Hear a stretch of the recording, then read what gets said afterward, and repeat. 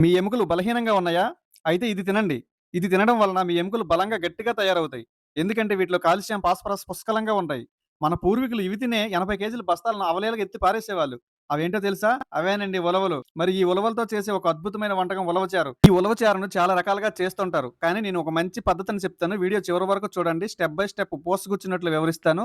ఎప్పట్లాగే బోలెడన్ని టిప్స్, ఉపయోగాలు చెప్తాను. ఇవి కొండ ఉలవలు. పక్కా నాటు. ఒక గ్లాసు ఉలవలను తీసుకొని శుభ్రంగా 2, 3 సార్లు కడిగి ఒక పాత్రలో వేసి మంచినీరు పోసి 8 గంటలు నానబెట్టాలి. ఈ ఉలవలు తినడం వలన అనేక ఉపయోగాలున్నాయి. కిడ్నీలో రాళ్లు కరిగి మూత్రం ద్వారా బయటకు వచ్చేస్తాయి. షుగర్ వ్యాధి రాదు. చెడు కొవ్వును తగ్గించి గుండెని మెరుగుపరుస్తుంది.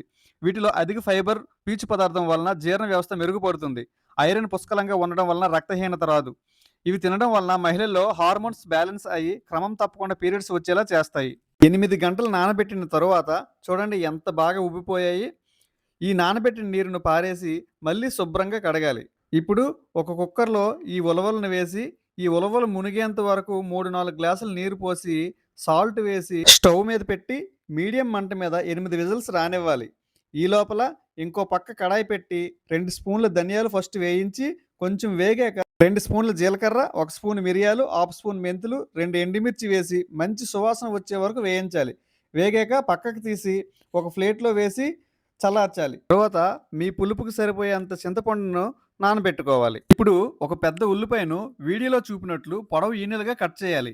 ఒక టమాటాను కూడా పొడవు ఈనెలుగా కట్ చేయాలి. పచ్చిమిర్చిని చీలికలు చేయాలి. ఇలా అన్ని వంటలకి ఒకేలా కట్ చేయకూడదు. ఒక్కొక్క వంటకి ఒక్కొక్కలా కట్ చేయడం ఉంటది.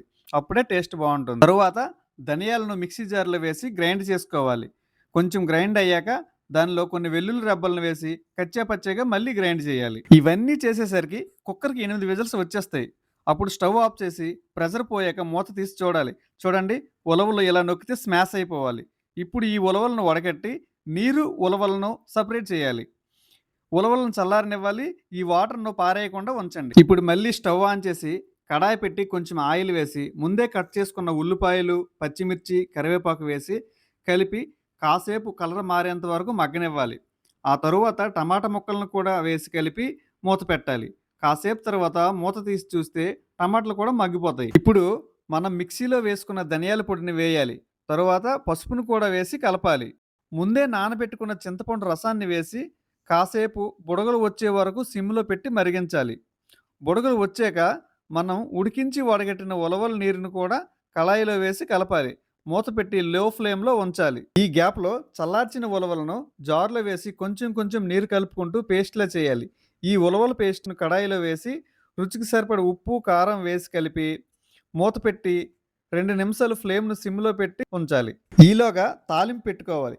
తాలింపు బాండీలో ఆయిల్ వేసి దినుసులు, ఎండుమిర్చి ముక్కలు వేసి వెల్లుల్లి రెబ్బలను కచ్చా పచ్చిగా దంచి వేయాలి. తర్వాత కరివేపాకు వేసి వేయించాలి. ఇప్పుడు మరుగుతున్న ఉలవచారులో రుచికి సరిపడా బెల్లం ముక్కను వేయాలి. ఇది వేస్తేనే ఉలవచారుకి పర్ఫెక్ట్ రుచి, కమ్మదనం వస్తుంది. తర్వాత మనం చేసిన తాలింపు వేసి బాగా కలపాలి. ఉలవచారు ఎప్పుడూ పలచగా ఉండకూడదు. కాస్త చిక్కగానే ఉండాలి. చివరగా కొత్తిమీర వేసి కలుపుకుంటే పర్ఫెక్ట్ ఆంధ్ర స్టైల్ ఉలవచారు రెడీ అయింది. ఖచ్చితంగా మీరందరూ ఈ ఉలవచారును వారానికి ఒక్కసారైనా వండుకోవాలి. ఎందుకంటే మీ పిల్లల కుటుంబ ఆరోగ్యానికి చాలా మంచిది. ఈ వీడియోని ఇక్కడి వరకు చూసారంటే ఖచ్చితంగా మీకు నచ్చే ఉంటుంది. మరెందుకు ఆలస్యం? లైక్, కామెంట్ చేసి మీ వాళ్ళందరికి పంపించండి. సబ్స్క్రైబ్ చేయడం మర్చిపోకండి.